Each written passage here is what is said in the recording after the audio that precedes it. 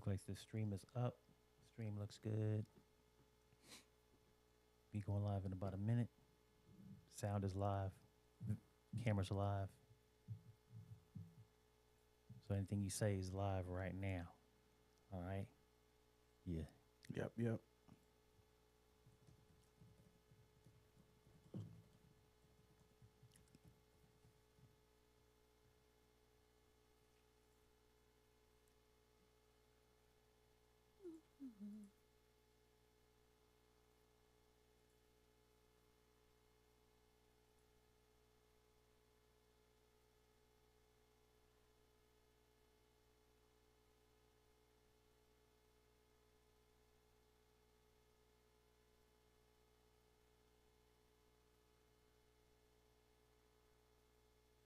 Signal strong.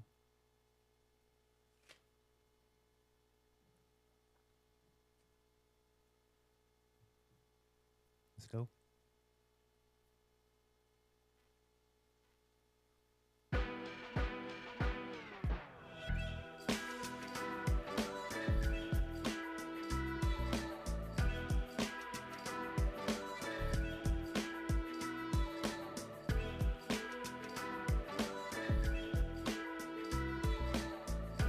Left-Wing Kingz.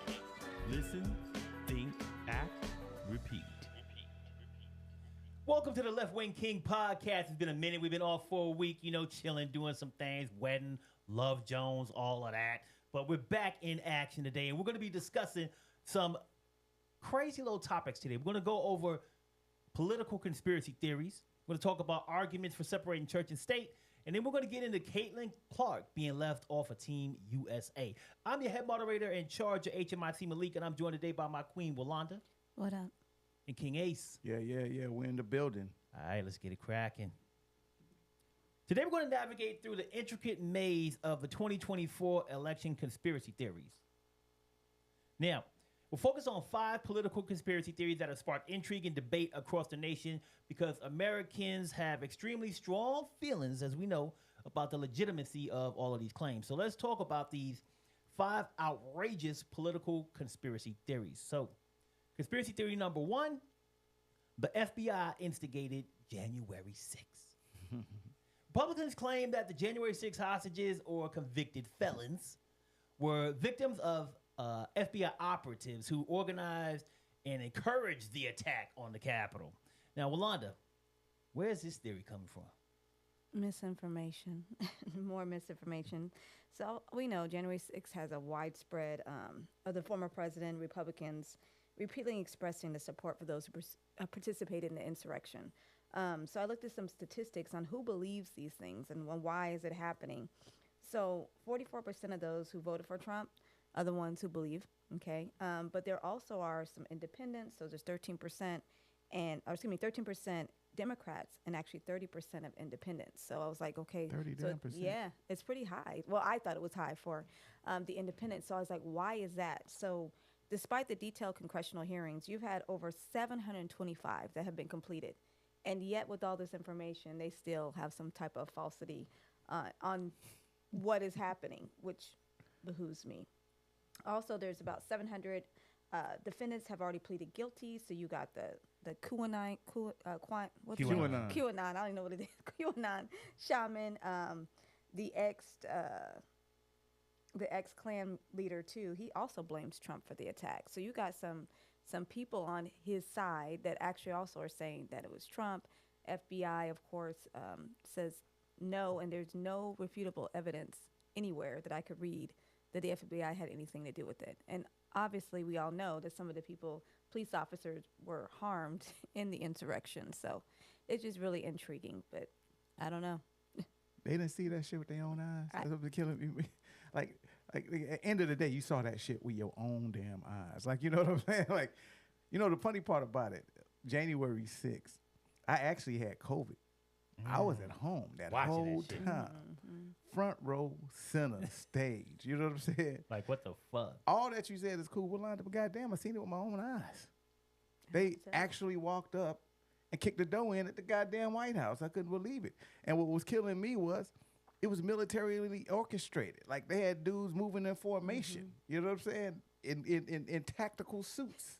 You know what I'm saying? Holding each other's shoulders and shit like they was Oath Keepers and Yeah. all of them dudes. holding people's shoulders like they was, like bad boys on TV. I mean, like they planned this shit. You know what I'm saying? Like you could tell.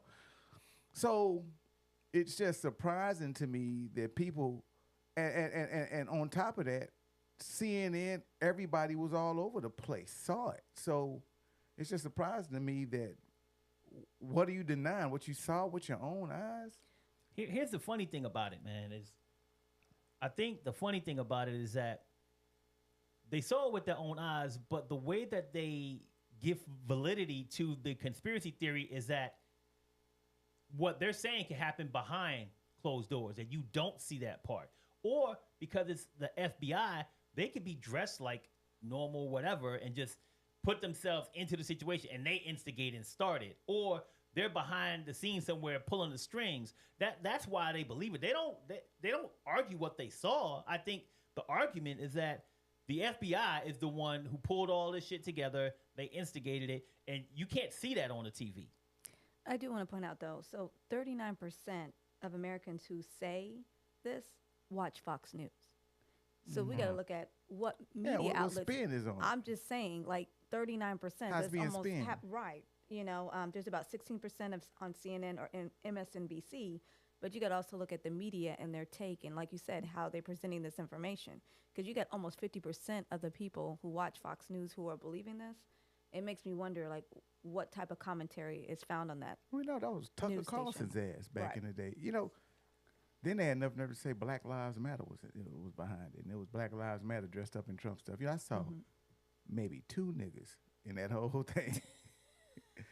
And one of them stupid ass in the middle of the damn, where the Congress be middle of the hall, just standing around looking around like he was lost. Like, nigga, what are you doing in there? Like when did you realize this wasn't going the right way? And then so I mean, it's all kinds of spins that been on it, but end of the day, it's just like we saw, they went straight from a Trump rally, and they had been planning this thing, months in advance. It ain't coincidence they were down there on January 6th to stop the confirmation of the president. Like that's not, So I mean, all this conspiracy, to this and that. You guys went down there with a purpose. That purpose didn't work. It failed. And then you started coming up with all these cockamamie conspiracy theories. They found guys that had like van loads of guns. Like these guys are ready to go to war. They just completely walked through the Capitol Police like it was nothing, and just with no fear of anything's gonna happen to me if I just beat up the police. Like, where they do that at, man? Like, Right. you know what I'm saying? Like, we could be standing next to the police and get our ass kicked. You know what I'm saying? They actually went and put hands on the police. Right. You know what I'm saying? For real. I had people having to tell them, I'm a father, man. Don't kill me. Beating them up with American flags. No, that was y'all. That was Trump supporters. Yeah. Y'all down there. He actually riled y'all up. We heard the speech. Before him, it was Giuliani. Before him, it was Alex Jones. Y'all been sitting out there 2-3 days listening to this shit and thought it was okay for y'all just to walk down the street and take it over. And that's like he and also in the, I looked at the confirmation hearings. He took all the metal detectors away because he knew they had guns. They were planning to do something real bad. So I just don't, we're talking about conspiracy theories, but it's right in front of your face. I just don't see how you see that. And I know Fox News, they do this on everything. They'll take their spin, or other places, Newsmax or whatever, and put their spin on it. And right wing, secret sites where all these people hang out and look at everything. They'll come up with their little spin on it. But end of the day, common sense, which we still hopefully have, look at it and see it, and make a judgment for yourself. And nothing says conspiracy theory. Yeah. It says ignorant motherfuckers went down and tried to take over the White House. That's what it Agreed. says. Yeah. And Steve on YouTube said they believe these things because that's what they want to believe. Fox just tell them that it's okay to believe it. Yeah. Yeah. People self-select their news, and then they self-select their facts. Yeah. And they basically gravitate to whatever is telling something that agrees with their beliefs and values. And the problem with Fox News is that it's not a news well, they do have a news section, but a lot of it's just commentary and opinion space. Yeah. So. Yeah. So I mean, it's just crazy. Like read and research. You And can. nothing says that the FBI was behind there doing this and that. There's That's just, no refutable. I went through various resources. There's nothing that says the FBI. what would be the purpose of that for the FBI to? Hey, let's make it Intention. look like we break into the Capitol. We were the presidency was always the one. It was you guys trying to change things. Like, why would the FBI do that? So I'll play devil's advocate, man.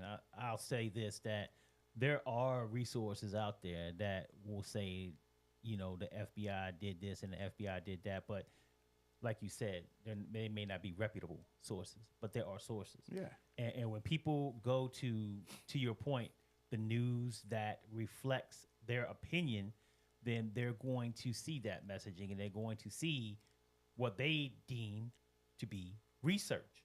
So when we say they don't research, they say the same thing about us. They're like, you're not researching because we're not going out to those, I don't know if you want to call it dark web sites or whatever, because we're not going to those sites, which they feel are reputable, and they're not going to the sites that we feel are reputable. So until we're both playing in the same space and we both have access and we both decide to access the same information, we can't like really say that we're having a conversation based on all of the information. Maybe all of the facts may be true, but not all the information, because to Steve's point, they're watching what they want to watch. They're going where they want to go, and they're doing their research through their reputable sources. They believe Joe Rogan. They believe these I almost say crazy sites. They believe these other sites out there, but they don't believe CNN. They think CNN is lying to us. Right. That's what they believe that with all of their heart and soul. Well, that's what they don't understand, the basic differences between fact and opinion and credibility versus conspiracy. I mean, not to be insulting, but you have to understand what those words mean and what credible resource looks like, or a credible source of any type of information. So that's where, like I said, and you said as well, I think they get very confused on that. Just because I'm up here, even me, like, you should research things that I say. You shouldn't just take my word because Whitaker's on here on a podcast saying that. You go back and find information. So when I look up information, I look at various credible sources. And if you don't understand what that word means, then define it for yourself. Go look it up, what credibility actually means. And that is the issue. Like you said, you can have a plethora of information, but not all information is good information, and not all information is factual. Yeah, that's the problem with the information age now. It's just the fact to get so much information so quick, but you can also get misinformation Correct. so quick. And then, like, it used to be a time, and I was talking to my mom about this. It used to be a time where we trusted news outlets. Like, we took their word for what it was because we trust they did the work and they did the vetting of the information. So we based it on that, you know. But now, nobody trusts anybody. Right. And people are getting... I mean, they're getting information from, you know, fuckjoebiden.com and all that shit, and thinking Right. that that's a reputable source when it's just pushing propaganda, you know, and that's crazy. And then that's in this situation. So then you get things as polarizing as this, and it's divided. But I'm just trying to see how you look at a mob march down to the Capitol and kick in the door and not realize that's just wrong. You know what I'm saying? Like, I don't know, because it's some people with the, you know, just like they say, we're not about democracy, we're a republic. It's all these narratives that coming up to justify bullshit. You know, I used to tell people this: you can't go kick in the door at the post office without getting a federal case. How the hell can you go kick in the Capitol? That's just wrong. Yeah. You know what I'm saying? Ain't no conspiracy theory tank. Whoever did that was wrong. Yeah. You know what I'm saying? It ain't no way to spin that out of me. Have some pride in this country if you're really a patriot. Like, no, nobody should be able to walk to the Capitol, kick in the door, and go scare the shit out of Congress and beat up Capitol policemen. That's that. That ends the conspiracy theory. You know I mean, what I I'm don't know if that ends the conspiracy theory, because They're the trying to say the theory why is that behind the it. FBI is the one that instigated it. And that's a separate conversation, I think, where you're going, because I do hear what you're saying, because there are people who say, they were just there and there was nothing wrong with that. Yeah. But this theory is that it's bad, but they're trying to make Trump look bad, and the FBI did it on purpose to make Trump look bad. So to your point, I don't think this theory is not saying that it's not wrong. This theory is, they're embracing the fact that it was wrong. They're just saying the FBI did it to make us look wrong, to make us look bad. The FBI got in there, stirred us up. They led the charge into the building. They're the ones that instigated it. They helped bring all of this together for us to look bad. They did that to us and made us look bad. So to your point, yeah, look bad. I think they understand that, but they're like, we got duped. Somebody else made us do something that we shouldn't have did. Right. Well, the skepticism, was upheld already in 60 courts, and that was held on both sides of the aisle. So Democrats and Republicans are also saying it wasn't motivated by them. It was motivated by Trump and his goonies. So it's already been upheld 60 times, guys. Go look up the information. It's gone to court numerous times, and both aisles are in agreement. So therefore, that kicks the conspiracy. Yeah, I mean, let's even talk about the idiots inside the house that were running for their lives that day of and got up after the January the 6th and was talking about how things are messed up and Trump shouldn't have did this and that. And this week had him in the same damn place, greeting him and kissing his ass. Same damn people that were getting chased down. Like, how crazy is this shit? Josh Harley waving at him and shit, but running at the same damn time. You know what I'm saying? You know, we ain't gonna talk about Lindsey Graham. I mean, it's just sad. You know, it's, you know, like you said, yeah, people that's far-fetched for me. With the FBI started this and did this, and so you got Merrick Garland just went out of his way because he ain't got shit else to do other than stir up controversy. You know what I'm saying? And had the FBI go down there and make y'all look bad. It wasn't y'all's drunk ass down there with all them guns that did that. I just can't. I know you're playing devil's advocate, but that's just a hard pill to swallow. I don't think so. I mean, and once again, I'm playing devil's advocate. I don't believe it. Yeah. But what I will say is this. There are multiple instances that we know today that we did not know in the 60s, the 50s, the 40s, that the FBI instigated shit that we had no idea about when Like those the things Black happened. Panthers. Is that what you're Exactly. Oh, yeah. Black Panthers, They've done some Malcolm dirty. X, Hell, let's go even Martin sooner Luther than that. King. Let's go Waco. They have done all Oh, yeah. Waco. Let's go They have Waco. done all types of shit that we know today they did. This is not so far-fetched as to just throw out the baby with the bathwater and say it never happened. I mean, I don't have, like you said, I don't nothing. have anything to substantiate it. I have nothing concrete to say it. But that is not to say that one day, just like with all these other cases that I just brought up, evidence does come out that the FBI had something to do with it. I'm not saying that they Yeah, did yeah, I or know what you're didn't. I saying. don't believe it. But I can't say that this is Past just behavior. yeah. There is a history that I can look at, a trend that I can see where this behavior is acceptable by the FBI and by whoever is pushing the FBI's buttons. So I can't just say, I'm 90% sure, Yeah. but I ain't 100% sure But because yeah, I know what the FBI is capable of doing. Right. Yeah, I mean, but let me get on this side of it. A lot of those situations you're talking about, Ruby Ridge, Waco, the Black Panthers, They're all minority. and a lot of them, and no, not minority, but a lot of them was like a standoff. Like we saw the Martin Luther FBI there. King, Malcolm X, those ain't No, standoff. but I mean that's not J. the Edgar FBI Hoover. though. That was more. I mean that's more. We like, don't know well, I'm just saying. But what I'm saying is a lot of those were standoffs. You know what I'm saying, to where we had Some of we had them were, FBI some of them preferences. weren't. You know what I'm saying? I just don't. I I just hear think what it- you're saying. I just think You- of target audience in that. No, I we mean know how I the see world works. you Right. can't. He's right. You can't be 100%. No. Like he's just couldn't 90%. find You anything. can't be 100% because you know they shady too. is Right. basically what he's saying. Only guy I saw was Epps had pleaded guilty to the trespassing, and he's in some law. I don't know if he's FBI, but he's actually suing because they're saying he's an FBI operative. So I think he worked for the FBI and he was present. Yep. Epps, but he was the only person that Yeah, I I know could you're talking find. about. You know what I mean? That was there on the scene, and so therefore they're saying, well, since he was there and he works for the FBI, then all has to be true.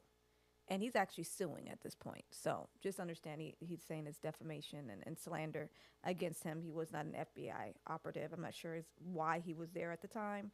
Because, again, we are human beings. We all have our own political views. Kind of stop the regardless of steal, our- probably. Right. Regardless of, so he did plead guilty, though, to trespassing. So that's where they were like, well, he was part of the situation, and he's an FBI. So, therefore, this has some type of validity to it because Yeah. there was an FBI individual that was present on the scene. And these cats can make. They stretch, but Yeah, it's a stretch, man. They pulling threads all over the damn place trying to make things connect, and that to me seems more far fetched than anything else. Like you said, I think that just because you're in the FBI don't mean you liberal or don't mean you're a Democrat. He could have been a Republican and stopped the steal. I mean, he could have been there supporting the whole get down. I mean, Yeah, and we wanted know. to go in there, had nothing to do with his job. Yeah. There's a motherfucker that was in there that works at Target probably. That ain't got shit to do with Target. You know what I'm Still saying? working. They went You right can't back say to work This on- was all Target's fault. There were 10 Right. employees that worked at Target so Target was behind it. Took it Nah, right it's back because to you work. there and you work somewhere. It doesn't mean that you behind the whole motherfucking get down. I mean, this is like, we had people from San Antonio there, guys, Yeah. who got arrested, and I know that for a fact. So, and again, is all San Antonio? Are we all against, democracy? So it's making assumptions and very broad at that from one individual. yeah. Well, I mean, another individual, since we're bringing up one individual causing chaos, is Taylor Swift. So, conspiracy number 2 is Taylor Swift is a psyop. So, this conspiracy alleges that Swift is part of a psychological operation staged by the NFL and the Democratic Party to deliver the 2024 presidential election to Joe Biden. Ace, how are Democrats pumping Taylor Swift subliminal messages into our heads? Wow. I mean, the NFL is affecting the shit. I'm in trouble if NFL is affecting the election because can they just get the Cowboys to win the Super Bowl? That's all I want them to do, man. I don't think the Democrats are involved with it. When I looked at this conspiracy, I thought about it. I was like, I just think it was blown all out of proportion, and my take is like Taylor Swift, Travis Kelce. They had that all-American, quarterback, dates the head cheerleader kind of feel going on for a minute, and it had some weight in the media a little bit. And I don't think that people like the fact that Taylor Swift does lean to the left. She supported Biden last time, and she started using her platform to do that. So they came out with the SOPs. I just think they didn't like the fact that she's as popular as she is and as powerful as she is. And when she started saying those things about supporting Biden, I don't think they liked it. So they came out with this conspiracy theory to kind of play against it. The NFL has nothing to do with trying to influence they don't have any power to. They can try to influence and try to use their thing. I mean, any company can, but I don't think they went to the trouble of, dialing up something with Taylor Swift and Travis Kelce. I just think at that particular time it was popular, and the right didn't like it. So they came out with this conspiracy theory with it, I guess, to knock out some of the popularity.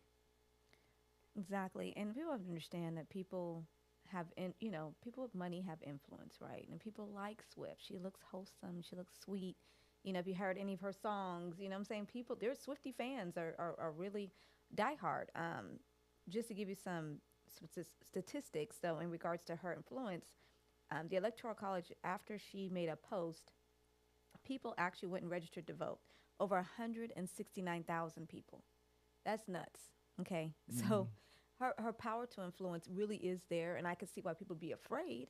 And again, she's more obviously liberal than her family even. There was a post she made she was talking to her father. It sounds like her father's a Republican, and she's like, I'm standing on my truth, on my beliefs. I love you, but I don't agree with X, Y, and Z. And she hasn't. She voted for, in the past couple elections, they all have been Democrats.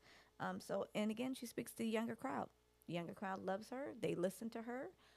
She rocks the vote or getting registered, and she doesn't really tell people how to vote. If you listen to her, she just says, this is my stance and why I'm voting this way, but I just need you to register. I need you to be part of the process. So that is what she actually speaks to me, is just getting involved and getting registered and make sure that your voice is heard on there. So I can see why they're afraid, because 169,000, that's a lot of people. Mm-hmm. That's probably more than most. But again, influential. Conspiracy. Did they call her and say, hey, Swiftie, will you? No. She's speaking her truth. And if you notice, a lot of the young people, that's what they do. They're out there. When they're passionate about something, they speak on it. Well, unlike some it's of the us. optics. Like I said, once again, it's the head cheerleader, football player, optic. What's not more conservative than that in America? You know what I'm saying? Right. And I think that it's a little jealousy behind that. Is that like you would think that honestly, big country pop star, now just straight world pop star Taylor Swift and Super Bowl champion Travis Kelce should be leaning to the right and on a conservative platform, kind of like his kicker was. His kicker came out on a big conservative platform. So that's what they're figuring, and it wasn't like that. So now they come out with these conspiracy theories because they're just not liking that at all. So I think that's where that's kind of bought up. But yeah, it's not like my thing is all these big entities behind the scenes. Like there's what's my man's name, and Mike Myers used to play him. Dr. Evil's back there with Mini-Me sitting on his lap, dialing up all these theories, pulling levers behind the scene. It's just what it is. The optics doesn't meet the politics, and they don't like it, so they come up with these conspiracy theories. What? Go ahead. I was just gonna say, like, what does it take to do like psyops? Like, like really, like I'm like people. This is crazy, man. We was watching The Boys last night, and they had the episode. We watched the episode where they went to like TruthCon or whatever, and all of these theories and conspiracies and things floating around. And it's just like people are like, well, they really believe these things, and I'm like, okay, so you have to believe, first of all, that the NFL is, in cahoots with the Democratic Party for whatever reason, and then they have the capability to do some type of psychological. I don't know what that entails. I've never seen what the details are. Are they like pumping subliminal messages through the commercials, through her music to your mind, or is it just because she says it that she's such a powerful person that you just do what she says? I don't get it, but it is very much far-fetched, some of these theories and what people are willing to believe in order to think that other people are out to get them and feel like they're like not just because I'm gonna tell you right now, to me, I thought about this the other day. I'm one of billions of people. I matter to my wife and my family and stuff, but I don't make a big difference on the world stage or whatever. You know what I'm saying? Do people need to feel like they differentiate themselves and they're unique because they believe in this theory or something that makes them stand out? I don't know. I don't know. Here's the deal. Psyops. I'm thinking, all right, all this influence she's on there. Shit, it didn't work on me, and I look at a lot of fucking football. Yeah. You know what I'm saying? And I don't care for Taylor Swift, and I don't care for the damn Kansas City Chiefs. You know what I'm saying? So that's why I'm with like you say, psyops sounds like some shit off of Star Trek. Like I'm gonna look at TV and I'm just gonna be fucking like, what is this? I'm gonna be hypnotized and going to you can determine my vote like that. That's just crazy to even think that like NFL, which is just end of the day, it's just a big form of entertainment, right? You know what I'm saying? We just like looking at it, and that's that. So they got in bed with the Democratic Party, and now they're going to influence the election. Why would the NFL be interested in that at all? I have no idea. No. But it's just, and I think it leads to what you were saying. It's like, these people to come with these ideas, are you just doing it or saying it so you can seem different? And I think a lot of it is that. I think a lot of people are turning left, not being right, especially black people. Hey, I'm going to do this so I can seem different. But who you looking different for? Ain't nobody looking at you. No. Just vote. Vote the way that it's going to better your life or make sense, you know what I'm saying, in your life. Just don't do it because you think I'm going to be different and I'm going to come this way and that way. Nobody cares about you that much. Like you said, in the world stage, we're all insignificant beings, you know what I'm saying, pretty much. I don't know, a few of us are privileged enough to where we affect people like that and people pay attention to us to that particular point where we influence their life. Other people can give a damn. Right. You know what I'm saying? So. Great. So I do give a damn about some things, and one of those is clicking that like button. All right. So if you're enjoying this conversation and you want to see more, please go ahead and click on the like button. And if you want to see more of these conversations, make sure that you subscribe to Left-Wing Kingz and share this content on all of your social media platforms. We got dope little stickers now. Yes, we do. And you spent some money on that, and I didn't fuck up the economy. My money is still good. So that's topic number 3. The conspiracy number 3 is that the economy is horrible. So the job market's booming and consumers are spending, which is usually a sign of optimism for the economy. So Ace, why are people still acting like the economy isn't improving? It's political spin. I mean, the party that's not in power, that's not in office, they're going to. It's certain things that you can talk about politically, and just go to, and it's a question mark. Economy, immigration are two of those things.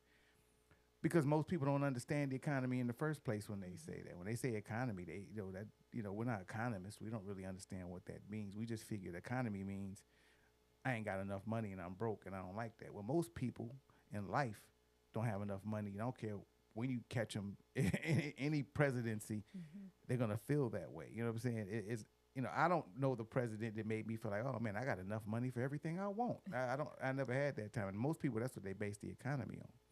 But when they get down to the statistics, which is like unemployment and, inflation and things of that nature, that's where the economy comes into play. I have this argument all the time. People say, well, you know what? What I paid 2 years ago, it was better back then. Well, go back 10 years, go back 20 years. It's always like that because guess what? Prices go up. But the government doesn't control prices. Corporations do. And they base that on bottom line profit. They think they can charge you and make more money, they will. COVID came out, guess what? They found out they could charge you more money. Supply and demand. They're not going to go back and say, oh, yeah, before COVID, we was only charging this. So COVID's over. They're going to say, well, y'all figure it out now. You know what I'm saying? And that's why we have the deal where now we're trying to get, we're trying to match wages with where prices are and all that good stuff. And that's where the economy comes into play. But it's basically political spin, Vice versa. If Trump was in office right now and the Democrats were not, they would say the economy sucks. You know what I'm saying? Because nobody understands the economy anyway. We just talk about it, and all we got to do is say, how do you feel you were doing 4 years ago?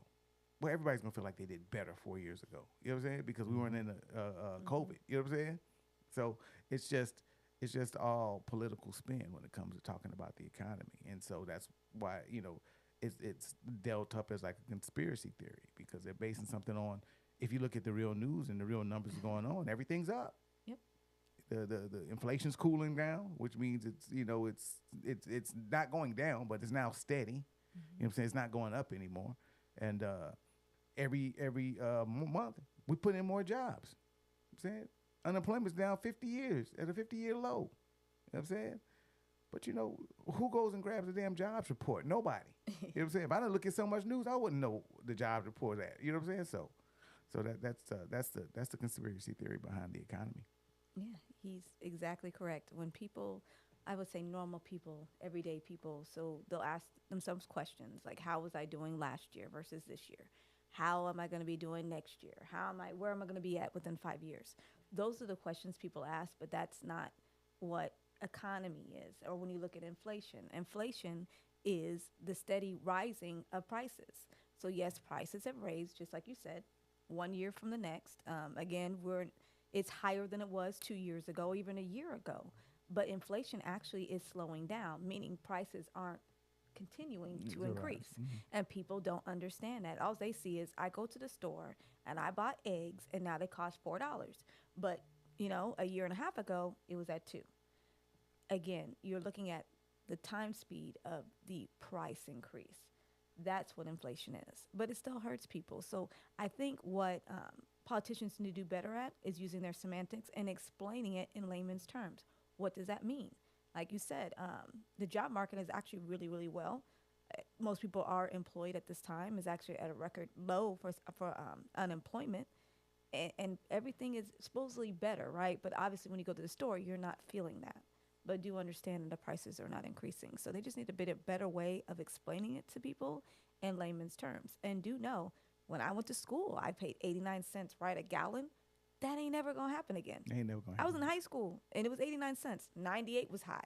Wasn't even $1 something. We're now at $3, $4, right? That's where it's going to be. And what you don't want it to do is skyrocket all of a sudden at $10. So I just think people don't have an understanding of economy and what inflation really is and what actually constitute prices and who's driving those costs. And again, it's like you said, your corporation set them, not your president. Sorry, guys. That's how it works.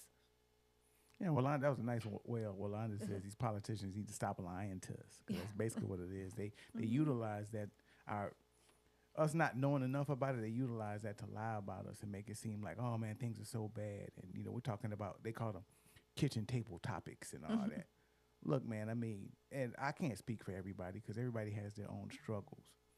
But I remember 2008, and I think in my lifetime that was probably when we were that's the end of Bush's thing, when the economy was really, that was when it was really bad, when the housing market crashed and all that good stuff. And no, I mean, and the government really messed things up then. But that was because of some bad decisions they made, like, cutting taxes for the rich and them keeping all the money and keeping all the wealth, and we're not feeling any of the benefits of it. Now that kind of shit fucks the economy up. You know what I'm saying? But I'm saying in my lifetime, I think as an adult, 2008 was probably a time where I was like, whoa, I was being affected about it by my job.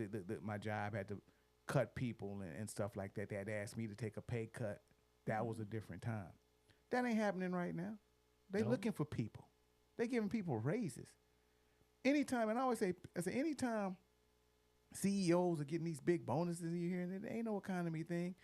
They're just trying to angle it so they can make more money on the bottom line. Look at it. We're in a capitalist country, and with capitalism, I hate to say it, don't want to say greed, but companies and corporations trying to make as much money as they can regardless. That's the way it is. You're correct in saying it's called greedflation. Yeah. We talked about it last time. It's greedflation. And so they're already in the mindset, right? We're in the mindset that our prices are going to increase. So what do? They capitalize on that, and they raise the prices. And as consumers, what do? We still go out and we pay those prices. You're right. So that's exactly what is occurring. So if you want to be mad, you'd be mad at the corporations for the greedflation and shrinkflation, because they'll give you, they'll set the price and give you less. Yeah, if you go eat and you get less on your plate, that's what they're doing. Yeah, ask them about their profit margins. You know what I'm saying? Like, they probably don't pay that much more than they paid for milk 2 years ago, but they know they can charge you more. So and you're going to pay it. And end of the day, CEOs, management, any executives get paid at bottom line, what they make over the bottom line. So they're going to try to blow that number up. That's where price gouging comes from. You know what I'm saying? Now, government can go in there and regulate that, and that's what Biden's trying to do on some of that stuff, regulate some of this price gouging that they're doing. But guess who don't like that? Don't like the regulation of big business? Republicans. You know what I'm saying? Why is that? And guess who promises all these CEOs once he gets in office, he's going to take away all the deregulation and stuff to control these prices. That basically what the government's saying, hey, you know what? We don't want you to raise any more prices, so we're going to regulate you on it. Well, he wants to pull all that back and they give him tax cuts. Trump, that's what he wants to do. He said that. That's his plan. Right. That's actually, he's running on that. He's running for those people. He's not running for the guy who's working there and talking about he's paying too much for milk. Right. He's working for the guy who wants to raise the price on milk so he can increase his bottom line. I'm saying so. And that's not small business. That's not small business. Yeah, small that's business. Like I'm a Republican because I'm for business. And I said, he's not for big business. He's for larger businesses and corporations, multi-million companies. And if you're not one of them, he's not speaking to you. And there's nothing going to be in place for you in order for you to benefit. That's the reason that dude don't lose any sleep over that $400 million he got to pay, because he got somebody who can pay it. Those guys can help him pay that. The oligarchy of this country that we have going on, all these big billionaires that are out there that want him to get in here so he can decrease the bottom line.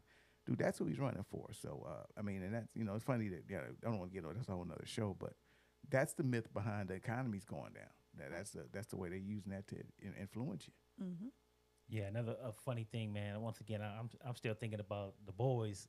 Last night, y'all gotta watch that show. It has a lot of references to today. I'm trying to catch up on it. And the funny thing about one of the superheroes on there, the superhero, like I don't want to give away the story, but one of them is like bad, real bad.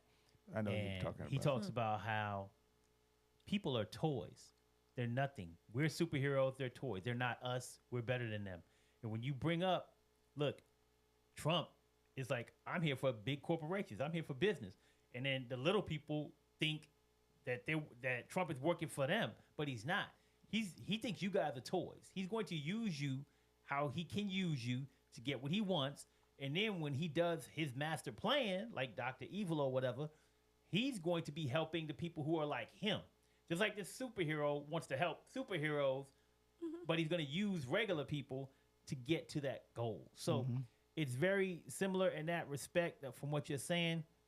And, you know, when it comes to the economy, I mean, I think that, you know, a lot of people feel like, hey, corporations are just taking from there, stealing their money, things like that. But another conspiracy that has to do with stealing is 2020 election. So that's a conspiracy theory number 4. So the election was stolen from Donald Trump. So since the 2020 election, Trump and his allies have been making a claim that the election was stolen through massive voter and electoral fraud. Is there any proof behind this theory, Walanda? No, and I went back and had to read, and I was like, why would people think this? And, you know, where does this come from? I just want to put it out there that Biden did not have a close win. Like, he won one, okay? Biden won the Electoral College with 306 votes to Trump's 232. Now, if you said 306 or 304, I'd say, yeah, we need to look at this. Like, wow, you know, we're close in nature, but it wasn't that type of a run. Also, he won the popular vote by 7 million ballots. Okay, so just to recap, in order to win the presidency, you win by electoral college. So that's why Trump went after the electoral college and not after the popular vote, because it didn't really matter to him regardless either way. So race was decided by a few battleground states, right? Many states conducted recounts and thorough reviews. We go through Georgia, which we're still going through, right, with everything that's going on with Georgia.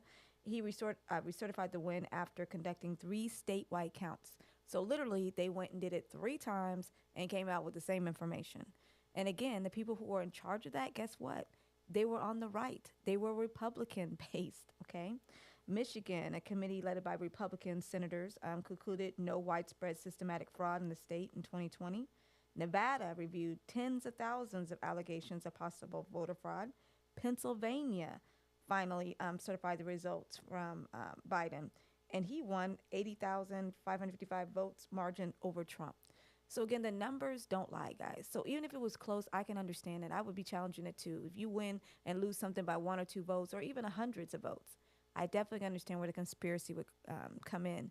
But these states, they recertified over and over again. They recounted multiple times. The least amount was 3 times. So 3 times it came up with the same answer. And again, they didn't use liberals or Democrats. They used, a lot of them were Republican states, okay, or leaned that way, or purple states. But they knew they didn't want that that outlook or perception that it was rigged by any way. So they put these other people in charge, and still came out with the same answer. So I don't know why we're still asking the question when people have done their due diligence to prove this didn't happen. And again, he didn't even come close to him in the win initially. You know what I mean? It wasn't like a close win to begin with. He went to court over 60 times. He took it over this. Like you said, multiple times in key states, he had them recount. The least amount was 3 times. And let's just use Arizona, for example. Right. And that dude, not only was a Republican, that dude was honestly trying to find a reason to overturn that election. Like, he was not only he was a Republican. Like, he really wanted to find something wrong there in Arizona. On top of that, let's think about this. If it wasn't legitimate, right? Like, then why are you sending fake electors everywhere? If it's not legitimate, like, you already know, hey, this is a hoax. This is not legitimate. But let me send some fake electors. And anybody know what electors? Electoral colleges, meaning when we vote, we influence the way the electors are going to vote. But instead of him saying, well, I can't control that, so I'm just going to send my own electors over there, which is very fucking illegal. And they're going to cast the votes for me the way I want to, which means he's going to just surpass how the people voted in that state. I'm just going to take these people, send them to Michigan, they're going to vote the way I want to. He got multiple cases open right now where he sent fake electors. Giuliani's about to sit in Arizona right now because he orchestrated that. Once again, you already had the dude that wanted to find fake votes, and now you sent Giuliani over there to try to, elicit help. Come with fake electors. And then dumb fucks, that's Georgia. And I think they looked at Michigan now, and they looked at Arizona and Pennsylvania. But Biden tried to steal the election. What? I think like we were talking about. I think they do so much wrong. I hate to say this. You know how like if you were doing wrong, so then all of a sudden you make sure thinking it's like somebody cheating, right? So the person they come all paranoid and like, what are you doing? What are you doing? Because they know good and well they're doing something. So that's where it seems like it comes from. It's like you are so wrong and you do such bad, evil things. You kind of in your mind circumvent like if I'm doing this, well then my opponent has to be doing it too. You know, what are they doing? I got to stay on top of it instead of just understanding that no, some of us have integrity. You know, some of us actually do the right thing all the time.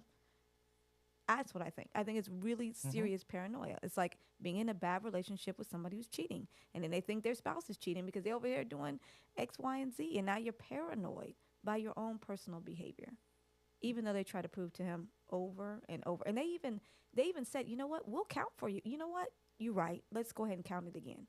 Even though you didn't even come to a close margin of winning. You was even close to winning. You weren't even close. Look, you did a 400-meter race, and you still at the 200-meter mark, pumpkin. You got smoked. Okay. Yeah, you didn't win even closely, but they still went and did that for you. You know, Usain Bolt beat him. You know what I'm saying? Yeah. Like, it was a couple of feet between them. There was a length. Yeah, like, Hey, I want to race that again. When that was close. No. Wasn't close, bro. No. But, you know, just for you, we'll run it again, dog. You know what I'm saying? Yeah. So, I mean, the fake electors. You know, you're running a campaign that says "Stop the Steal" when you're stealing. You know what I'm saying? Like, that's just crazy. You doing it. I don't understand the whole fake electors things. I mean, since we've been in the country here, we've been doing this. We have other countries that run elections based on how we do it, and all of a sudden, when Donald Trump's in office, we're stealing it from him. Come on, and you ask some people, you got Russia involved to steal it from Hillary. You know what I'm saying? That's still a question, and they got proof on that shit. They do. You know what I'm saying? It just got swept under the table. So it's just, I mean, come on, man. Let's stop with all that, man. I don't know where in America we got to the point where we got to start being petty like this. Well, I do know when, but I just like why. You know what I'm saying? We got systems in place to make sure that that's not happening, man. And y'all pushed it last time to that. That's why I say. Even if he loses this election, it's gonna be the same bullshit. Same bullshit. Yeah. Well, something else that might be bullshit is conspiracy theory number 5. So this one is stating that Hunter Biden is a sacrificial lamb. Here we go.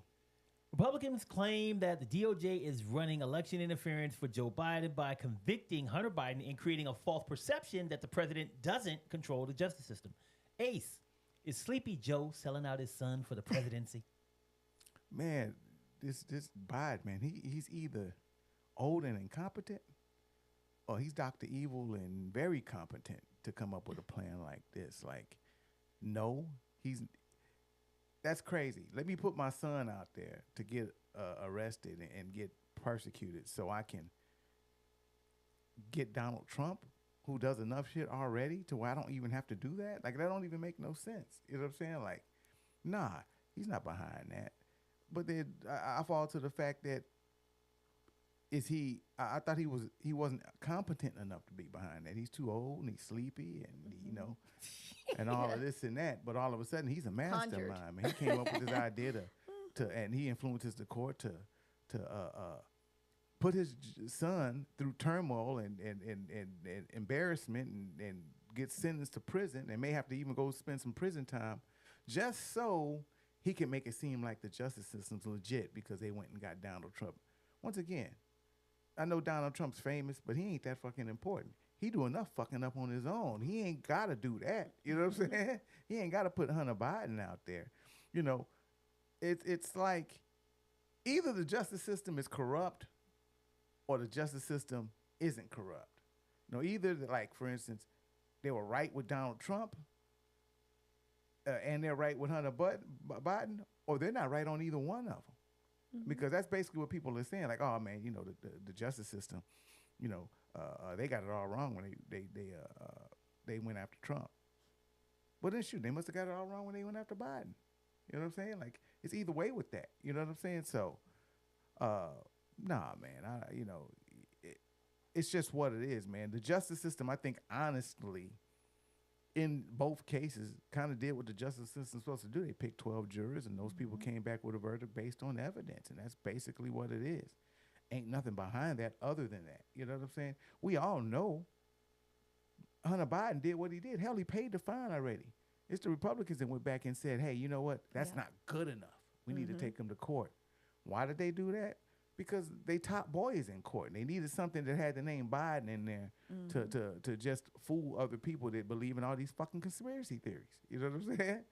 You know what I'm saying? To be honest with you. So, like, end of the day in the story, Hunter did it, Hunter didn't do it. It don't fucking matter. You know what I'm saying? Got nothing to do with Joe Biden. We all got fucked up family members. So, you know what I'm saying? So, it's all smoke and mirrors again just because Trump's really on some bullshit, and he got caught up with it. We need something to talk about.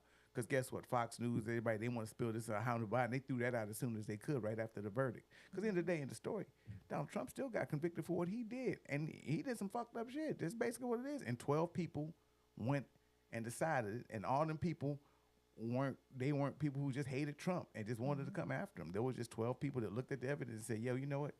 He had something to do with that. And he was guilty for it. Definitely agree. We got one candidate believes in upholding the rule of law, because if he was so bad, because I'm not gonna say I don't know what I would do if I would have the power to, overturn something that my child did. You know what I'm saying? That's federal. Yeah, everybody He's not giving him a pass. He's like, this is what happened with the court. I support the court. My child now has to, do the time. Again, everybody knows that most people wouldn't have gone. Like, this is not a case that normally goes against the court. I know some of y'all crazy and shouldn't have guns right now. But anyways, I digress. They lie on their applications. Yeah, it's literally two questions that you can answer. It's an honor system. Okay, and I got some people, I'm like, who gave you a weapon? But anyways, Hunter's conviction blows all Republican arguments out the water. So Trump didn't receive a fair trial. Well, then Biden, like you said, didn't receive a fair trial. Blue state juries can't render impartial verdicts. You know what I mean? Because, again, he's found guilty, right? Biden is directing. Hold on for a second. To that point that you just made. What state was Hunter Biden convicted in? Delaware. Blue state. Where where a lot of their families are from. Yeah. Sorry for interrupting you. No, that is correct. He ride the train from there. You know blue state, a blue state that they come. That's where they. Okay. Anyways, Biden's directly. This one was funny to me. Biden directing the activities all local prosecutors, but he fails to execute his power over the department of the branch of government he presides over. Because that would just make sense, right? He would have more power to influence his son's case than he did Trump's, just to let y'all know. One was local. I'm like, come on, guys. He's sitting at the G7 summit, you know what I'm saying? Just sitting around all the leaders and the Pope. He going to hold him up, man. I got to handle this for my son real quick, dog. Let me make this phone call real quick. Right. Like I said, there's one candidate who believes in the law, and there's one who's not. There's one who's pardoned everybody. Oh, you do something wrong? Okay, you my friend. Okay, never mind. Just kidding. This is his son, and he loves his son, and anybody knows that. He knows he's lost one. He's all about his kid. And believes in the law itself, but he still knows wrong is wrong. Regardless how the case got there, this is what they decided, and he's going to uphold it. Ain't that what the kind of person we should have running for our president? Just saying. Yeah. How you pardon people and they still get caught up and go to prison? Like, you know what I'm saying? Like, it's just, like, whatever, man. Like, you know what I'm saying? Like, whatever. We ain't got time. That's a whole completely different show, man. But nonetheless, man, yeah, man. So the conspiracy that Joe Biden's behind getting Hunter Biden caught up, that's just wild because they want to make it look better for Trump or make it like Trump stuff looks legit. No, Trump did that on his own. That's legitimate. You know what I'm saying? Like, he did that. You know what I'm saying? Yeah. Like, I said from the beginning, like, and I wasn't really, I really was looking for them to go after him on January 6th, maybe first, maybe even the fake electors and everything in Georgia. They start off with the hush money. He did that shit. We know he ain't never denied what he did with Stormy Daniels on all of this, and that's not why he was in court. But we know he did that, and we know Michael Cohen went to prison for it. And we know Trump influenced that by telling him to do it the way he to cover it up because he didn't want that to come out when he was running for president. He had a whole elaborate system set up over there. We know that. He did that. 12 people saw that case and said, you did that shit. you know, and he has to pay for it. You know what I'm saying? Now, how they handle that, I don't know. But that Hunter Biden's case had nothing to do with that. So stop thinking that Sleepy Joe Right. came up with this elaborate program, woke up, And You know what I'm said, saying? hey. and you know, came up with a brilliant idea out of nowhere. When y'all don't even think he's competent enough for president, but he's coming up with all these skills and diabolical plans, right. and he's running local governments from the G7 summit and Yeah. all that shit. He's barely standing up over there, y'all. Yeah, because he be looking crazy. Yeah. Okay. And y'all- Leaning on the Pope Well, and shit. And Trump is a liar, guys. Trump has cheated. He's shown you he don't pay taxes, proud of it, and he uses the law to get away from it. Everything he did, he Cheats on his said. wife multiple times. Y'all even know he's a cheater. He even said, "Yeah, I got dipped and dabbed." You know, like I don't understand, but we just believe everything that Trump says because Trump will tell you the truth. Okay. So Lake Anyway. Ugly said, "I love listening to you dumbasses act like you know Oh. politics. Oh. Please name a cute. politician who is corrupt, who isn't corrupt. Sorry. Hunter is getting off easy because his UKR fraud is being swept under the rug. He's a crackhead, basically. No, I do actually, I agree don't with think that that's a last drug. part. He is a He is a crackhead. crackhead. Oh, there's no denying he's a yeah. crackhead. Yeah. You I wanna, mean, that's a difference. Like Yeah. we understand. let's battle facts. IQs, brother. Come on this show. Yeah. I Nah, I don't invite need you. I don't need him on the show. But what I will say is this: like to his point, like I agree that there are a bunch of corrupt Oh, politicians. I will tell you agreed. this: no politician goes into politics and comes out Poor. worse off. Right? They all go in and they all seem to come out of there making a whole lot of money. So the point that politicians are corrupt, yeah, there's a bunch of corrupt politicians out there. The point that the level of corruption, what's acceptable, I would say corruption, versus what is just outright criminal activity that you are going to be prosecuted for is different. Because guess what? Just like with the Supreme Court, we're about to talk about that in a second. With the Supreme Court, they had no ethics rules, right? They just got some ethics guidelines put into place because it was just thought that our judges are going to be Integrity. have integrity, and they're not going to take gifts from these people and do this, that, and the other. Found out that wasn't the case. But guess what? That to me is corruption, but it's not illegal. They Yeah. couldn't go to jail for that shit. Right. Yeah. So yes, there are a bunch of corrupt politicians because they take money that they shouldn't be taking, and then they use that to influence Favor. laws, things like that, and give favor to those companies. To me, that is corruption. All corruption is not illegal activity. When you doing shit that you could be prosecuted for, it's a whole different thing. And we know politics just as much or more than anybody else out there. I mean, we live this shit. That's why we do this show. Yeah. And if, like Ugly, if you got a better political mind, make your own show, bro. Do your thing. So, Touche. What he said. You Yeah. don't want to play with me, but okay. All right. yeah, I'm going to leave it at that. But, I'm not an idiot, bro. But Oh, we've been I'm going good. at this for like an hour. So Yeah. I'm going to ask you guys real quick.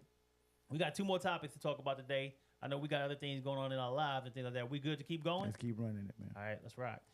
All I right, gotta do so, nothing but cut the grass later. No, I won't do that. So let's go. all right. So I kind of touched on the Supreme Court. So Supreme Court Justice Samuel Alito was recently caught on tape saying America needs to return to a place of godliness. Here we go.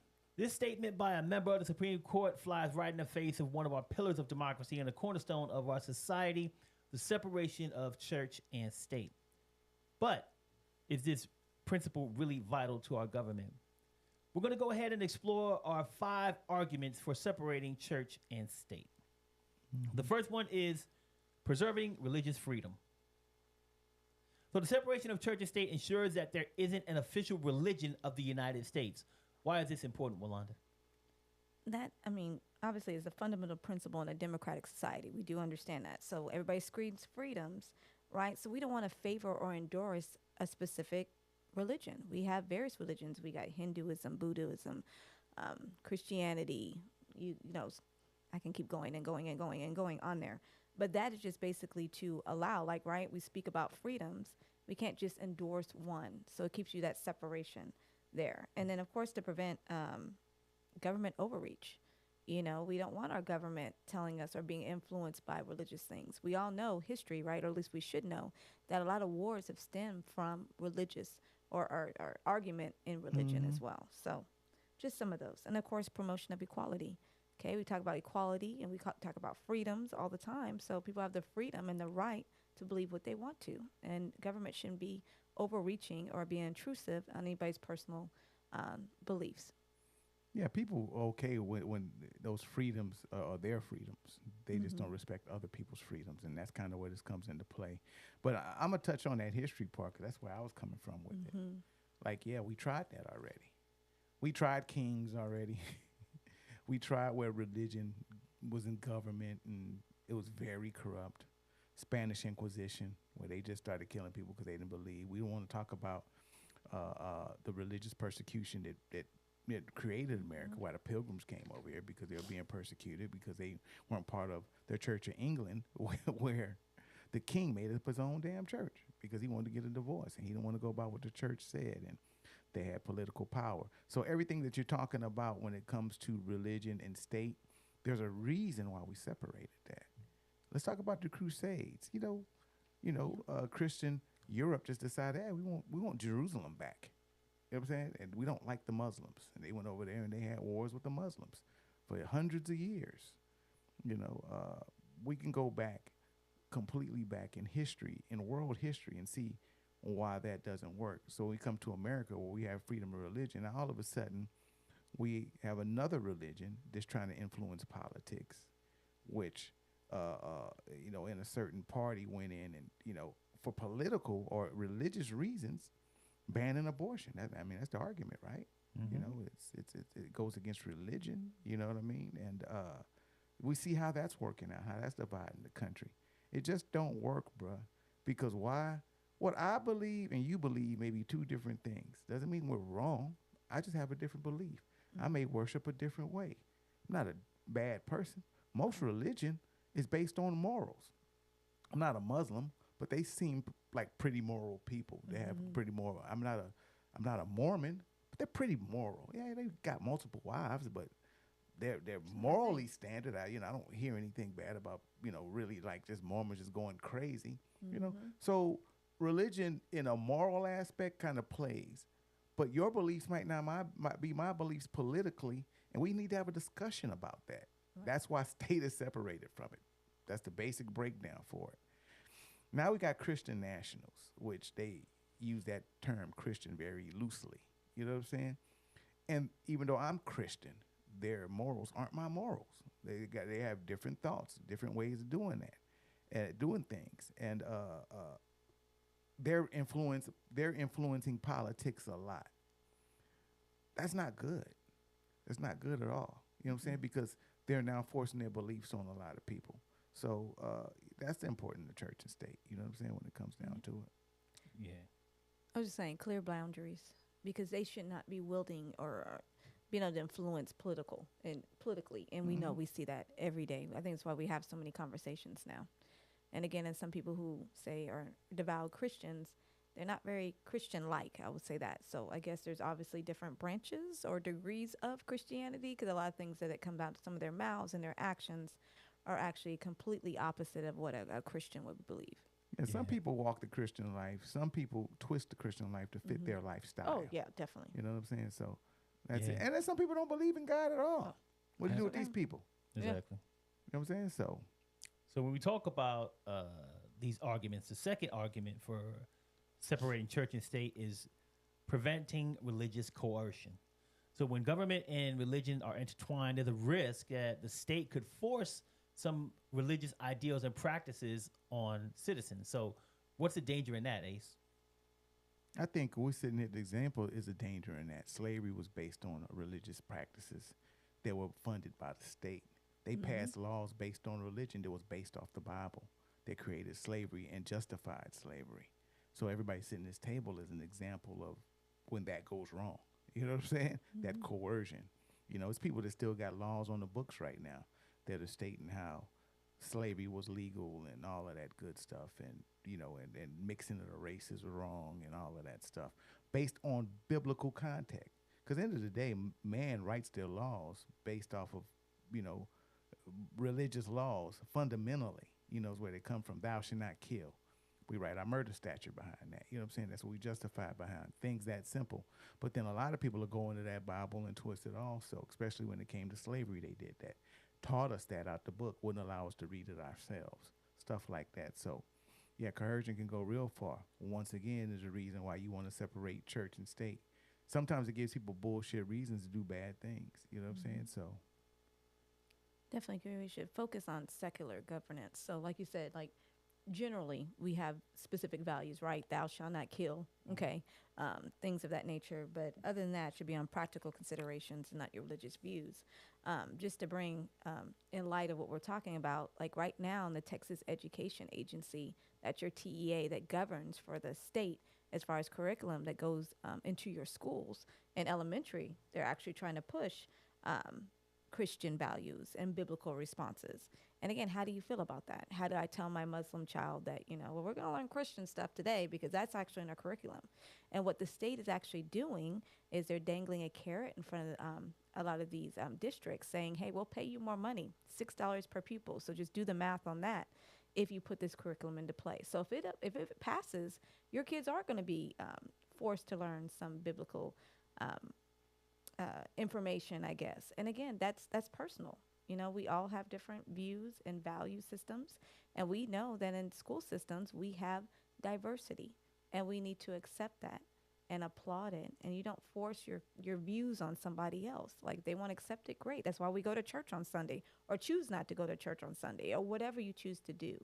But just know that it is actually playing a big part here in the state of Texas and what's happening. So it's important.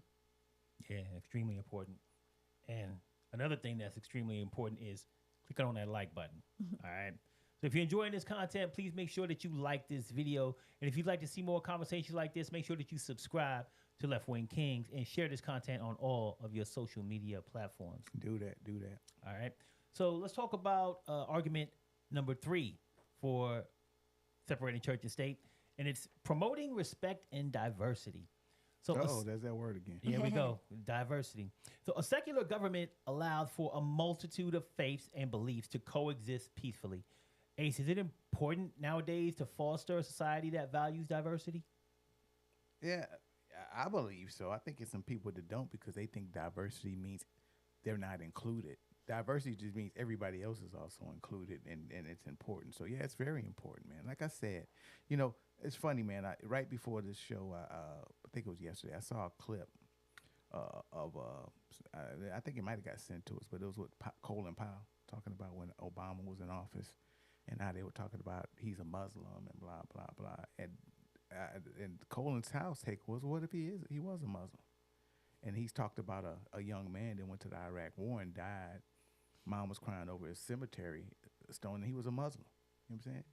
A lot of people died for this country, man. It's just not one set of people. I don't know why people believe that, but, I know why. Because, for a long time, media and Hollywood and all that pushed that narrative, But a lot of people, man, died, and they had different religions and different backgrounds and things like that. Who are you who say that they can't be proud of that? And they have to act a certain way or do a certain way that things are done. Like everybody doesn't have to be a Christian here to love this country. Everybody doesn't have to be in the same culture to love this country. So that's why diversity comes into play and why it's important. So when you go after DEI projects and things of that nature and you're thinking you're doing it for the best of the country because you're thinking you're keeping America great, you're actually taking us back because any civilized country now, and the problem is if you go back in time, they've always been diverse. America, any country, England, wherever you want to go in time. Jerusalem, back when Jesus was walking around, there are always multitude of races of people around when you're in a civilized country. So why diversity doesn't come into play, I have no idea. And why we're in a modern world and we're still talking about something that's been happening for centuries, man. Like, why diversity is such an issue in 2024? When Rome was out, they had diverse population then.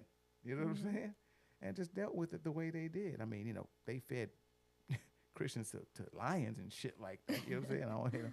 Maybe their DEI program wasn't that good. The DEI didn't work. But 2024, we're still having a conversation about separating church and state and DEI when everything we talking about through the time has been tested to this point that we shouldn't even be having this conversation anymore.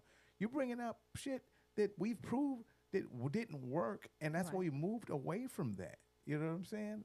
That's the reason why. We got documentation. We got, shit. George Washington fought a war over that shit. Mm-hmm. That was well over damn near 300 years ago. Y'all are still trying to have that conversation and bring it up. And, Crispus Attucks was the first person to die in the Revolutionary War. He's a black guy. It was pretty diverse back then.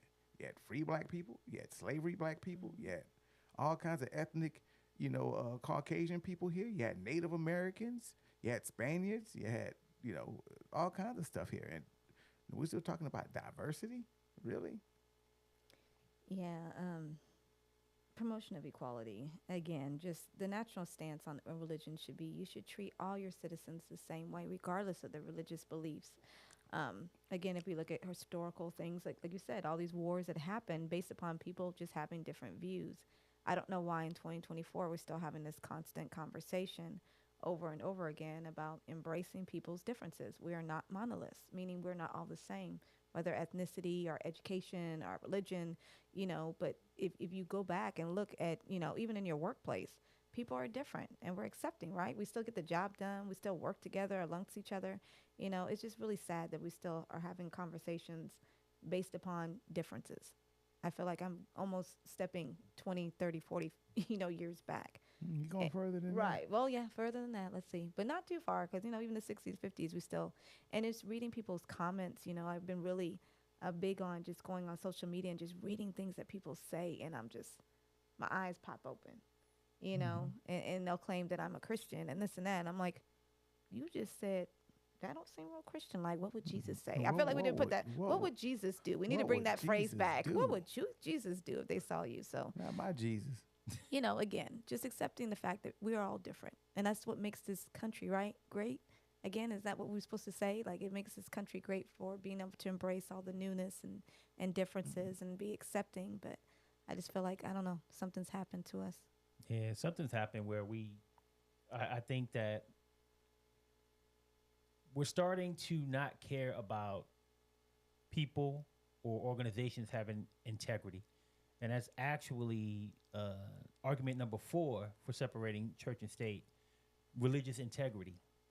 So religious organizations need to separate themselves from the government to retain and maintain autonomy and integrity.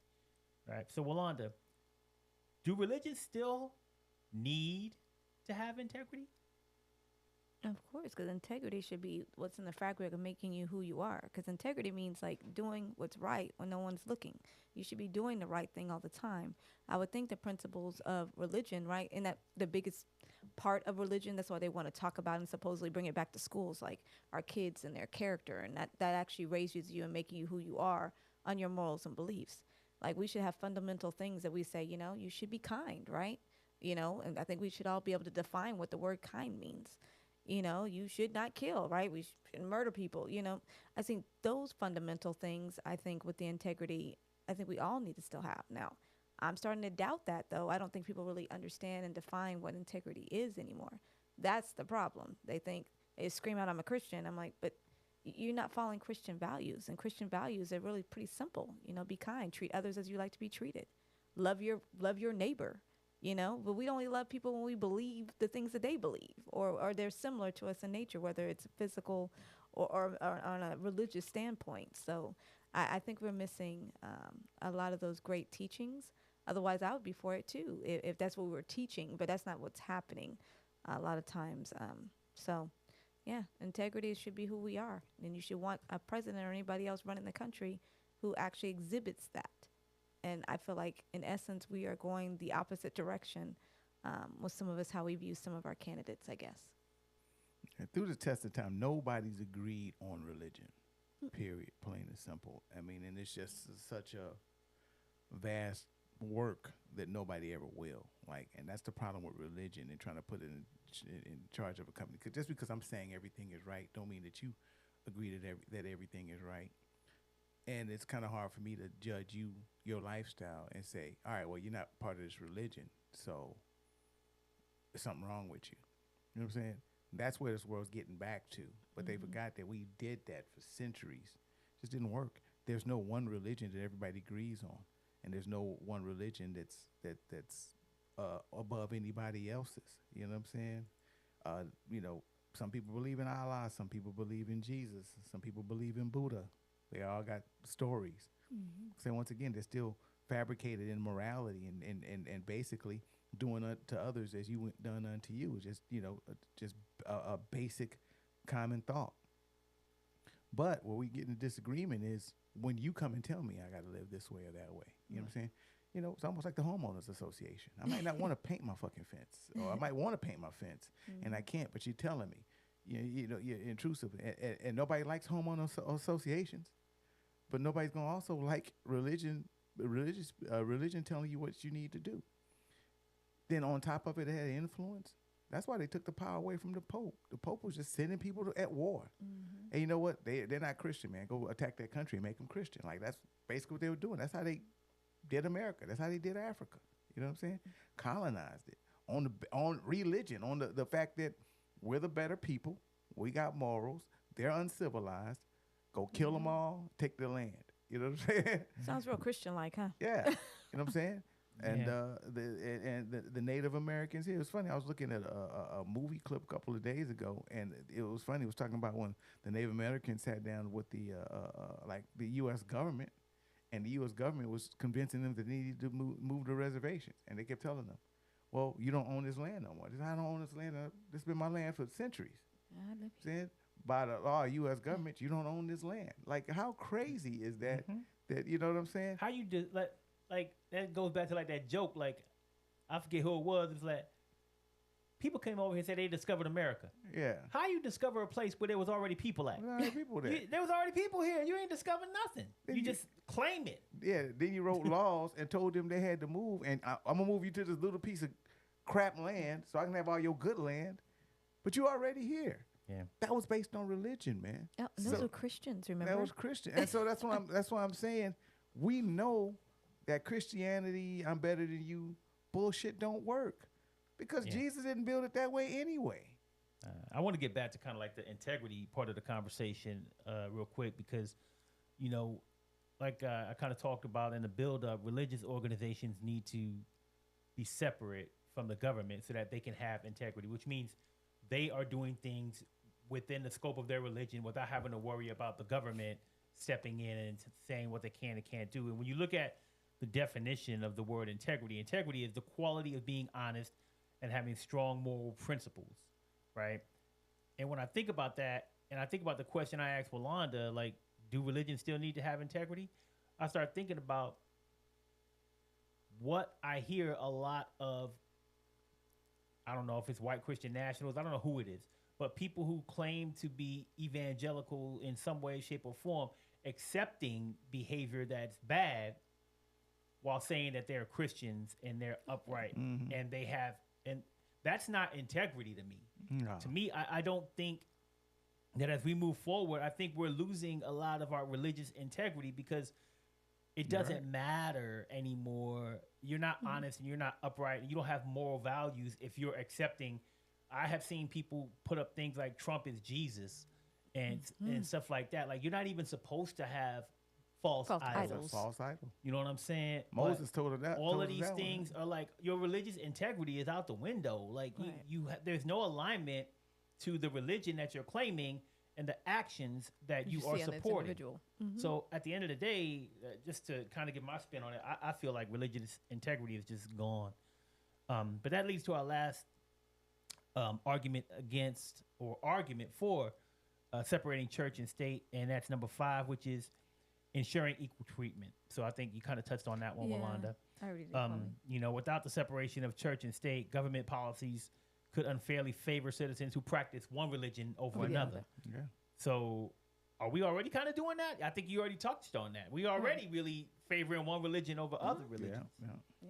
You already say, you always hear about Christianity and, you know, they call them Christian nationals. I mean, that's all we talk about in regards to influence, and they should not be influenced any type of political decision making. That is not the purpose. Alito said, we need to get back to godliness. Yeah. What does that mean?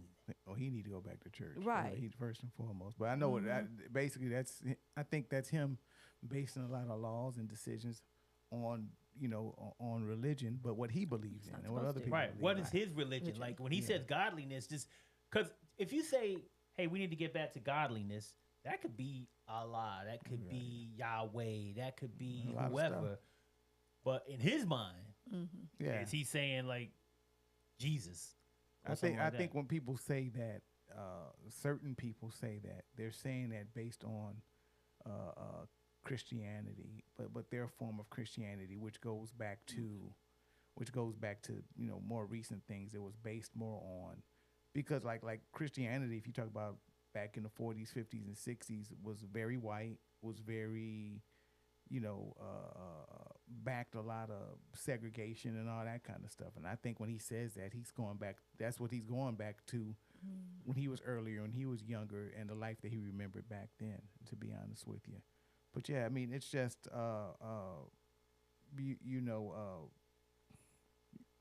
you just got to be careful with this religious thing, man. And I just think that it's we all know America is mainly based in Christianity. You got different forms of Christianity, including Catholicism, which you got Protestants, you got Catholics, it's all kind of based formulated around Christianity. Then you got some Muslims and Buddhists and stuff like that. But we know most people have some form of Christianity when they start talking religion.